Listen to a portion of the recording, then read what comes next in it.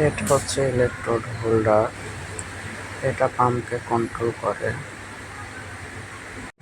এই ইলেকট্রোড হোল্ডারটা হচ্ছে 4 electrode holder এবং এটা হচ্ছে এয়ার ভ্যান, ট্যাঙ্কের ভিতরে এয়ার প্রবেশ করতে সাহায্য করে। এবং এখন যেটা দেখা যাচ্ছে এটা হচ্ছে একটি ম্যানহোল কাভার এবং একটি অ্যাবলয় লক, এটা পিওবি রিকোয়ারমেন্ট। এখন যা দেখা যাচ্ছে এটা হচ্ছে ট্যাঙ্কের ভিতরের অংশ গোল, এটা হচ্ছে অপারেটিং ভালভ,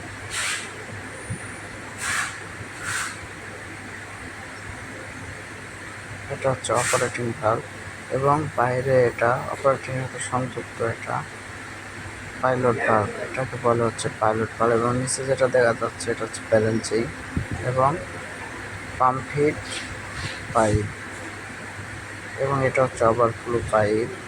ট্যাঙ্ক যদি কখনো ওভারফ্লো হয় তাহলে এটা দিয়ে পানি বের হয়ে যায় এবং এটা ইন্ডিকেটর, ওয়াটার লেভেল ইন্ডিকেটর, এটা দিয়ে দেখা যায় ট্যাঙ্কে কতটুকু পানি আছে।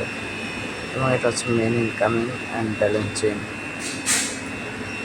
এখানে আমরা দুটি কম্পার্টমেন্ট ব্যবহার করছি, মাঝখান দিয়ে পার্টিশন। এখানে সাধারণত দুটি পার্টিশন ব্যবহার করা হয়। এটা মেন ইনকামিং পাইপ লাইন, এটা দিয়ে ট্যাঙ্কের ভিতরে পানি আসে। এবং এই দুটো হচ্ছে পাম্প ট্যাঙ্কের সাথে সংযুক্ত। ট্যাঙ্ক ওয়াশ করার সময় একটা বন্ধ রেখে এবং একটা চালু রাখতে হবে যতদিন না পর্যন্ত ল্যাব থেকে রিপোর্ট না আসে।